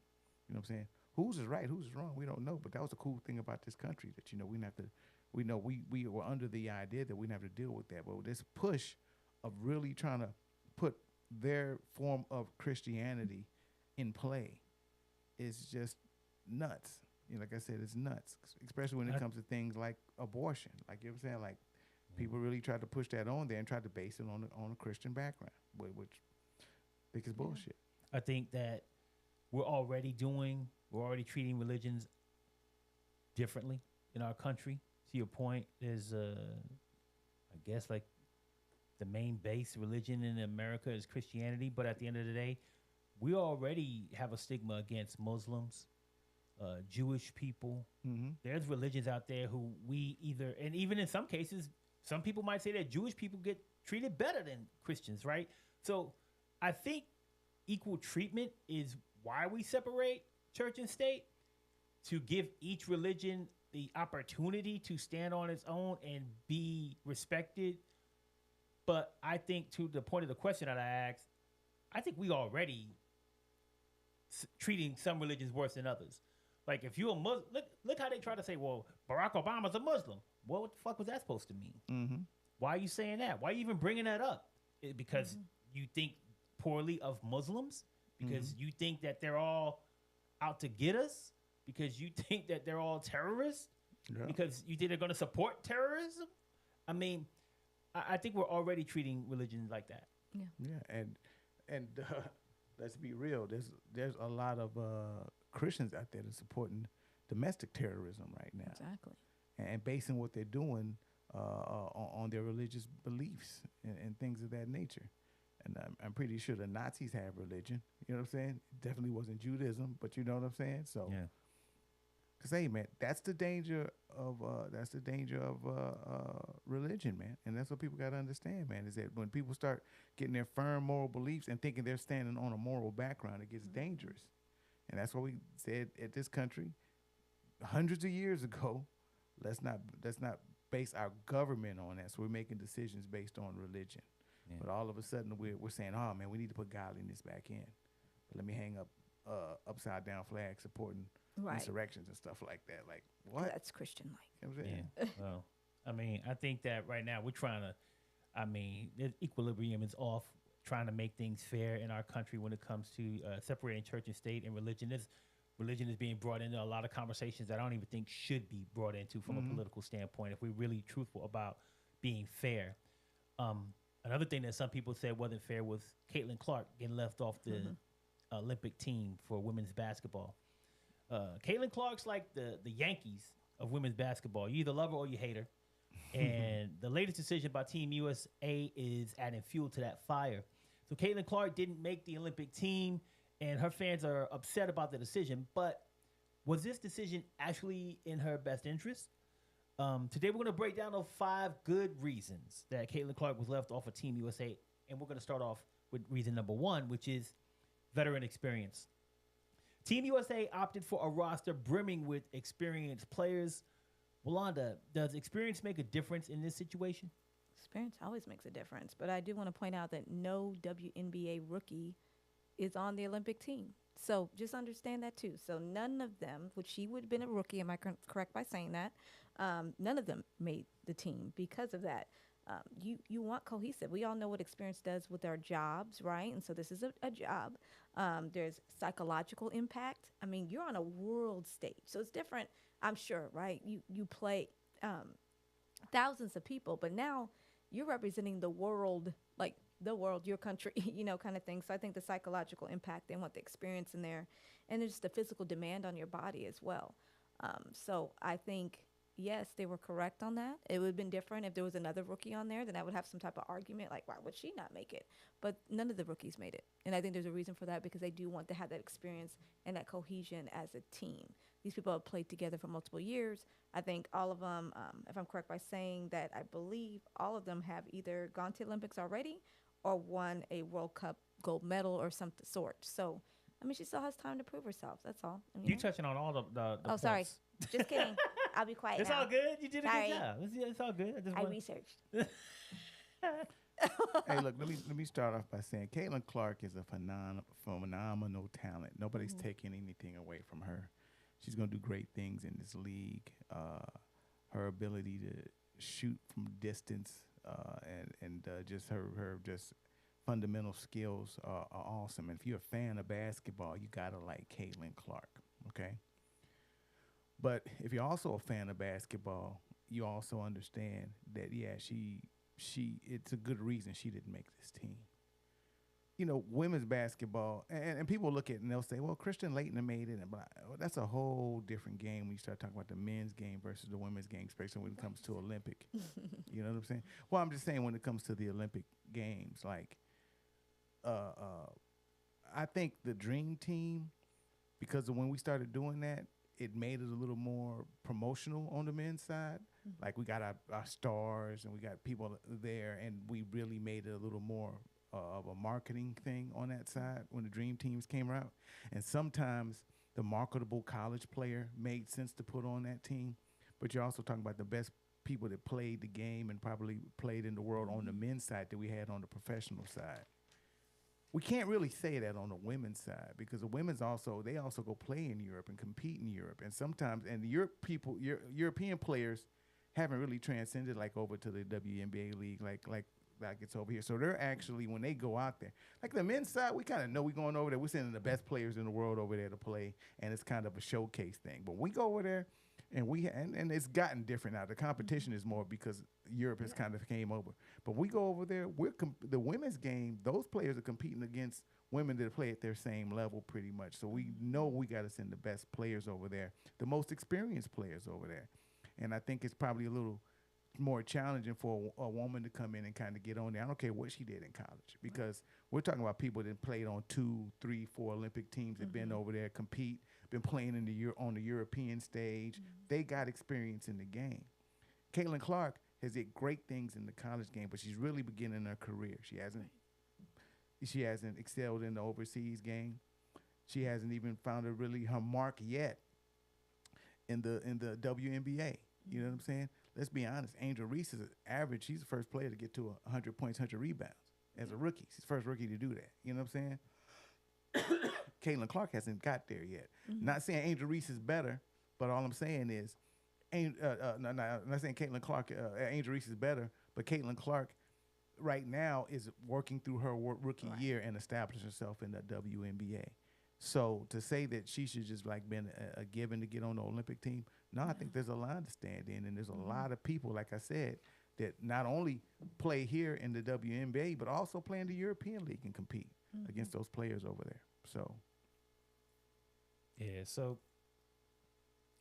with that being said, I think that leads into the good reason number 2.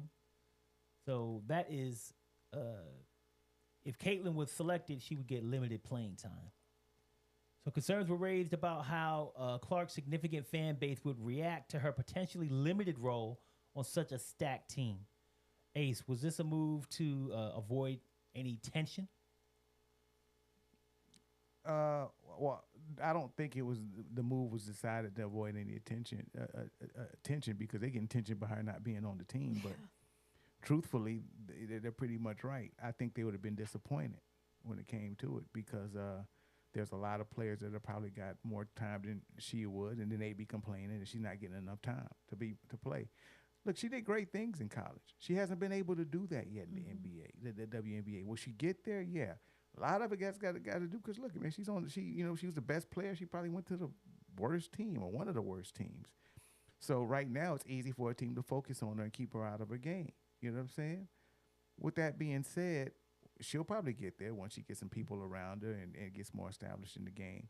But she would have came to this game just for publicity reasons. Yeah, they probably, any good coach probably would have been like, she's not ready. And she probably wouldn't got as much time as you want. And then that would have been the complaint. Definitely agree. And you got to look at her stats. So her career high, she had 49 points, 17 rebounds. Her career average is about 28.4 points. Aja Wilson, who's on the Olympic team, has the best stats per game. And then the leading scorer is Diana Taurasi. So why would you play? Why would you play? You got to look at stats also as far as in her career. And right now her stats don't match up to other people's stats. Just in any profession. It's just imagining like if you go to work, right, and you the number one spot, you don't play your number 6. You don't play your number 8. You don't play your number 1s.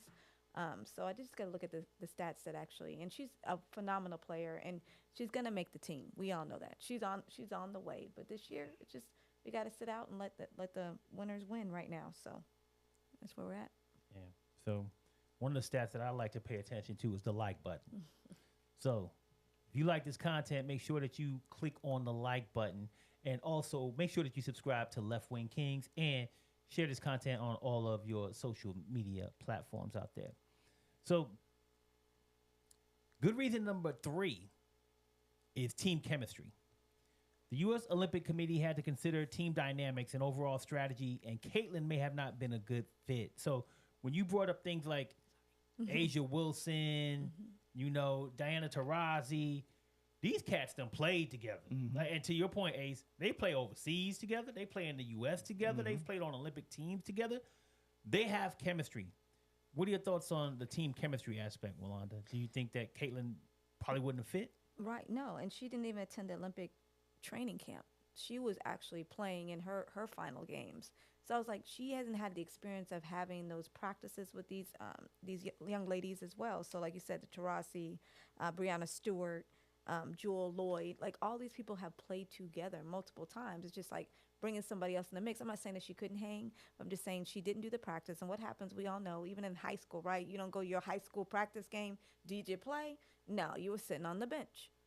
That's exactly what happens. And that's in a lower competition. So I don't know why we would come to the world stage and think somebody who hadn't been in training camp would just go ahead and make a team. Made sense to me. We talking about practice? No, I was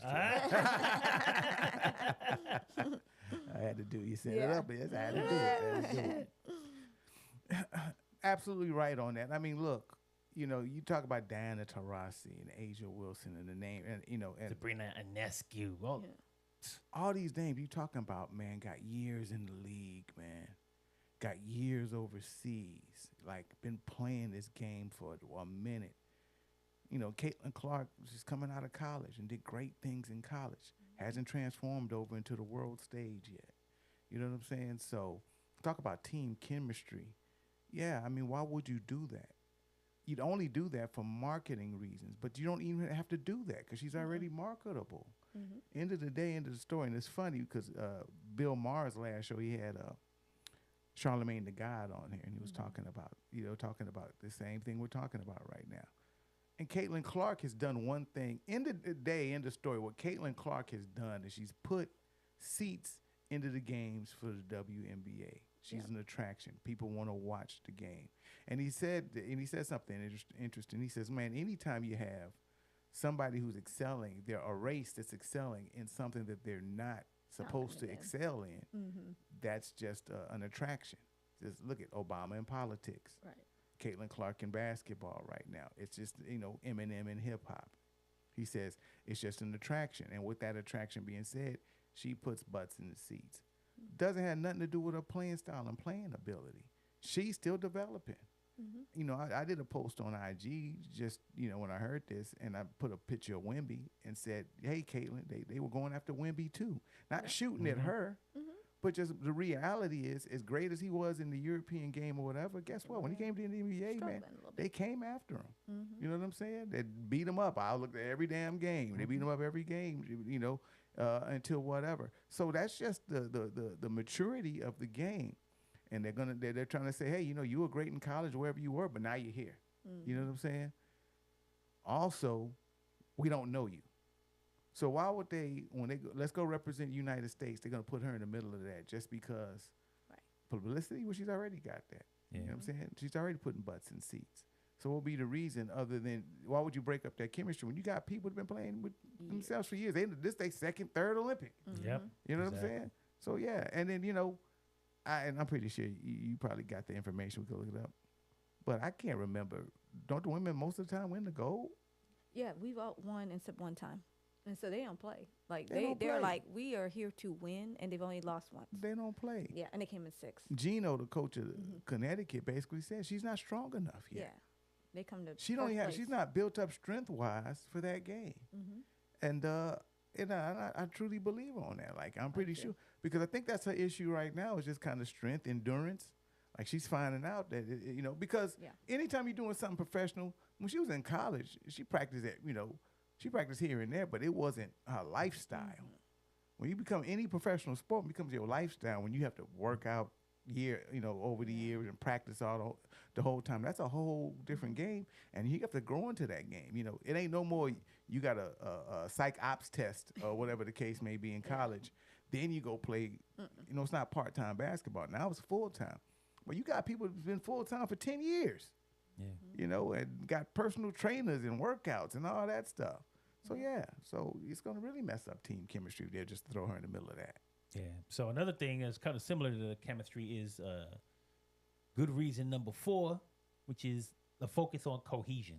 So team cohesion is crucial, especially on the world stage. So the committee may have selected people who get along, people who have relationships. They have a cohesiveness because, like I said, even though these women have played together, they've been opponents. They know each other, just like dudes in the NBA.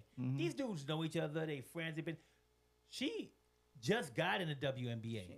She doesn't know these women, much less played with all of them or against them yet. So these women that they selected for this team, they have relationships. They've built relationships. They know each other. They get along, things like that. So was Caitlin's lack of cohesion part of this decision-making process as well? Yeah, I believe so. I think there's relationships that's been there for years, and she just doesn't fit into that. Not yet. They may have met or whatever, and maybe some people she do know like that, but probably haven't played with them. She just hasn't been in that situation. Once again, why would I throw into the world stage and then throw into something as big as the Olympics and and break up that when I could put people together that's been there, done that. You know what I'm saying? Won gold medals together, competed, played in Europe with each other, played against the people that are over there that they're going to compete against. You know, one thing you just made me think about, too, was like when they talk about the NBA Finals, and they be like, yeah, he's been here before. He knows what to do. He knows about or the NFL, like the Super Bowl. Like, they're like, well, he knows he's got to get his tickets for the family. He knows what to do. He knows the routine. Yeah. He knows. Same thing. These girls have been there. Yeah, they've been there. They know the routine. They know the routine, man. And I understand that. And back to my other point, they probably know the people they're playing against. You know what I'm saying?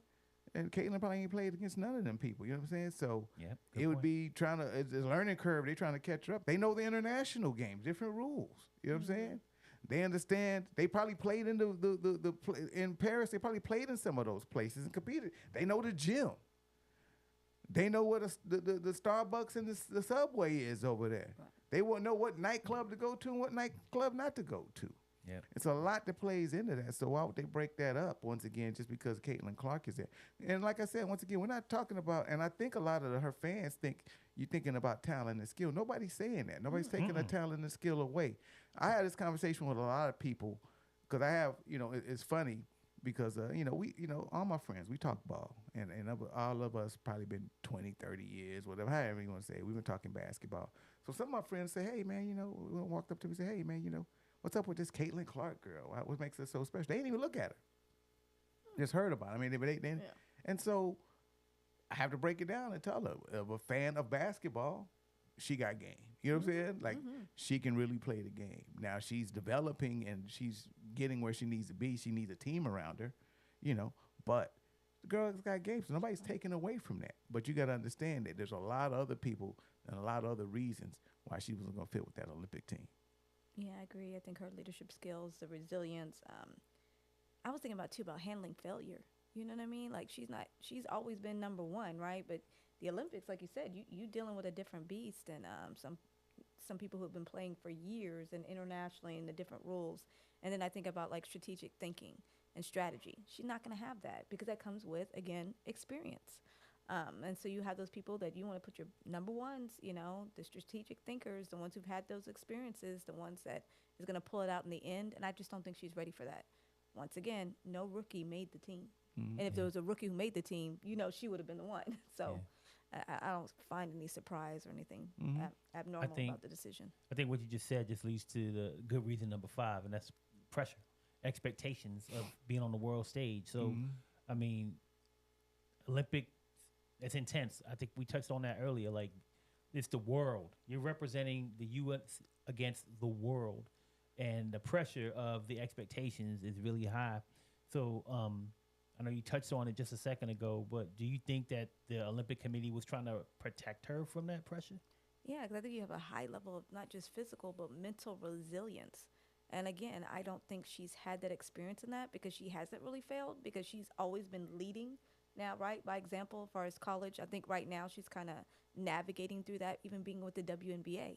She's not the leading scorer. I mean, she's done great things in the WNBA, but she's not used to not being number one. And I think that that mental health and discipline, I think that plays a role. We think about like Simone Biles. Remember that time she kind of had a breakdown and she had to come to fruition with her life. She's like, I've done she this had the before. bands or something. Yeah, she's like, I've done this. I've been here. I win. And she had an issue. So that makes me wonder, like when they get into that high pressure state, like you said, being on the world stage, that you got to be real strong mentally. The twisties. Right. Yeah. The twist. This is what they called it. Yeah. She called so. it something like it happens. And Biles is a winner. She's the most decorated gymnast we know. Yeah. And she said it happened to her. So I'm thinking, okay, they have to be very cognizant that it could happen to anybody, and especially a newbie. Yeah. I don't know. Caitlin Clark, you're talking about failure. She got a lot of hype and had a lot of expectations. Year before last, lost to Angel Reese in the championships and didn't get to go. She didn't win the national championship. Right. She lost to Don Staley in the South Carolina this year. So I think she's been on a big stage to where she's had disappointment. Right. So I have to disagree there. And so, I don't think they made a decision based on that. Like, can she take the pressure? And they may not be too big on it. I think it falls back into what was best for the team, that kind of decision. I think all ball players, especially if they get up to a certain level, that's just part of the game. You may lose and you may have to face that pressure, when it comes to that. And the Olympics is no different. I think they just made a decision based on what was best for the team. Cohesion, experience, who played with each other, who had the knowledge of where they were going to go play, who's going to give us the best opportunity to win at every position. Because, like you said, every girl on that team is not going to get on the floor. Some people are going to have a role player position and understand that. Do we put Caitlin on the clock now? Now y'all expect us to have her start? You know what I'm saying? Over Asia Wilson or somebody, or Diana Taurasi? You know what I'm saying? Like, is that where it's going with this? Because now we got her on the team. Now it's pressure for us to have her play.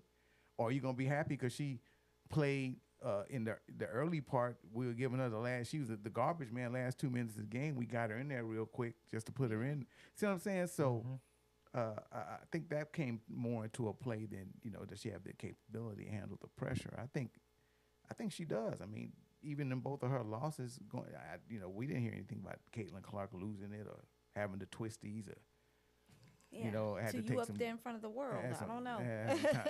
No, I mean, Yeah. the national championship is It's big big, too. yeah. I mean, the women's college national championship ain't nothing to, No. shake your head at. So I mean, I just think that she's been in a position where she's had major disappointment, and she handled it with grace. I don't remember her, needing it. Matter of fact, shit, she lost. Next thing you know, she's in a business suit walking in for the Indiana Fever like the next day or next week or some shit like that. Yeah, Like, she's supportive. yeah. So I don't think that was the issue at all. Yeah, I mean, regardless of, everything on this, I think, like you said, in time, she'll get on the team. Be on there. She gonna be on there one day. I mean, I think that they, like you said, they took all the right things into consideration. They made the right decision. This ain't her time. She's a rookie. There's no other rookie on the team. I mean, they could have easily succumbed to the pressure, and what I'm gonna say, peer pressure, because from a media perspective, like the Olympic Committee is part of an entertainment conglomerate, part of media.